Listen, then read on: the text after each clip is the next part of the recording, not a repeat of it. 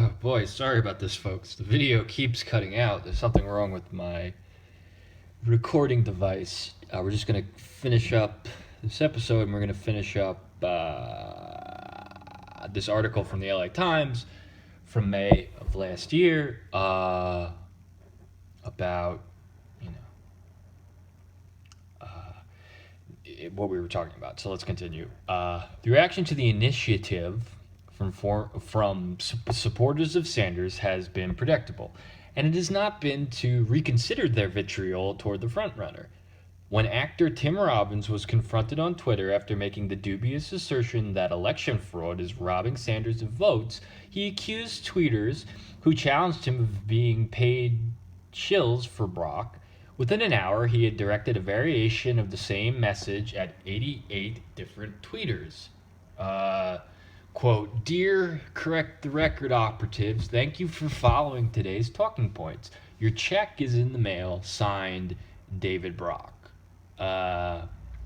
Those independent tweeters who challenged Robbins were not on Brock's payroll.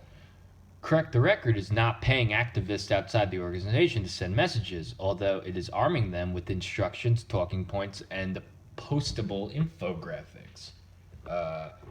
It is something from Tim Robbins saying, "Yeah, I'm crazy, correct the record operatives. Your coordinated response reminds me of the Bushites when I opposed the Iraq War. Same playbook, attack, discredit, intimidate. But this is the most impressive. 191 tweets in 2.5 hours. And all those retweets. Same aim, though, selling a fraudulent product. There is evidence of voter fraud in this election. There is already evidence suggesting malfeasance in Arizona and Illinois. The New York Attorney General is investigating in New York, and exit polls are historically pretty accurate. They are what gives us the heads up on vote tampering. But go ahead with your David Brock narrative and cash those checks and feed the dysfunction. You are supporting a deeply flawed candidate with a disapproval rating that continues to grow with every tweet from your super PAC." The article continues, but the Robbins response confirmed a well-established rule of social media. The kind of confrontations Correct the Record is manufacturing almost never win converts. Social media scholars say that's not necessarily a problem. Quote, "It will get the people already supporting Hillary Clinton riled up and more excited," said Filippo Mengzer of the Center for Complex Networks and Systems Research at Indiana University, who researches how and why misinformation takes hold on social media. "Campaigns are grappling with the reality that there is no proven strategy for stopping the spread of even demonstrably false attacks on social media," he said. Quote, "This is a big problem, and we are nowhere close to knowing how to solve it," he said. Correct the Record says it is already engaged with 5,000 Clinton attackers as part of this campaign. A lot of what gets posted online has been pretty benign, including images of a smiling Hillary Clinton alongside such phrases as love and kindness and "thank you for breaking barriers with Hillary."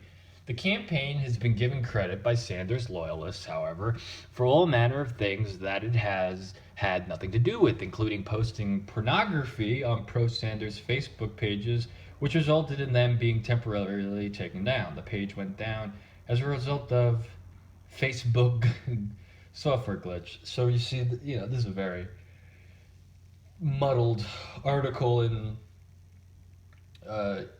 at some points they are for Correct the Record and against Correct the Record, the coordinated Clinton attacks had also nothing to do with child porn showing up on these sites as well. I mean, of course, it was Correct the Record doing all of this. The campaign has been given credit by Sanders loyalists. We go on to David Karp, a professor of media and public affairs at George Washington University, said Clinton supporters are, quote, "using the tools they have at their disposal. limited though they may be, to provide a counter-narrative to the increasingly hostile postings coming from some Sanders supporters whose hope for victory are deflating. They're also getting ready for battle against Trump, he said. Quote, even if it doesn't stamp out the rumors and attacks, this is the best they can do right now, Karp said. In this day and age of campaigning, they absolutely have to do it. That may be true, but the effort seems unlikely to be a game changer for Clinton's campaign, said Dan Glimmer, who teaches media literacy at Arizona State University. I suspect it will be hard for paid operatives to win a trolling war against people who don't need to be paid to troll, he said. Again, a very muddled article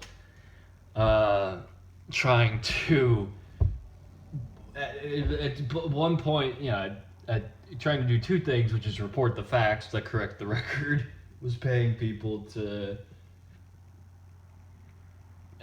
perpetrate all this nonsense against Sanders, and then on the other hand trying to say that, it's the Clintons, they're doing the thing. Not a very well-written article from... but the importance of this article, and looking at this article now, is that it completely contradicts what Rachel Maddow was saying with her conspiracy theory nonsense, that it was Macedonian dick pill ads that were fucking with Sanders Facebook groups and online social media groups, and we see right here the same corporate media coming out of the LA Times reported while it was happening that it was of course correct the record doing all this. And it just goes on and on. You can present any facts you want to these kind of people, but as long as propagandists like Rachel Maddow hold the power of the media, we're never going to be able to take our power back, which is our goal. But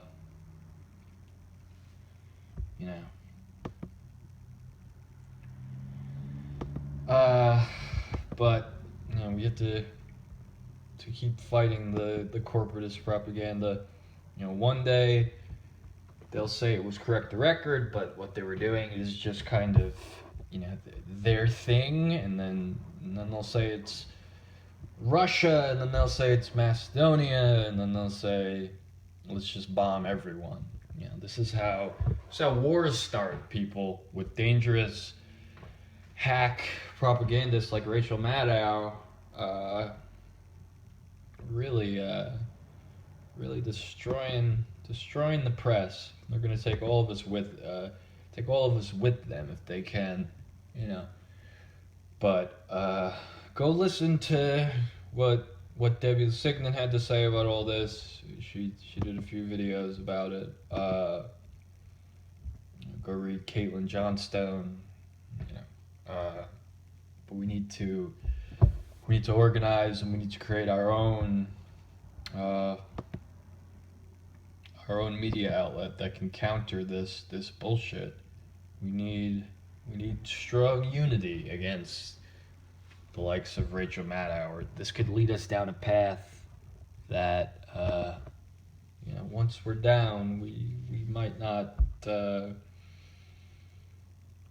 be able to come back from, in terms of the nuclear annihilation of our planet. But that's going to be it for today. Please like and share and subscribe and whatever to these videos. I know there's a lot of parts to this video today, but forgive me, I'll try to find a different means of recording. But I am Sandy Frank, and I will see you in the next one.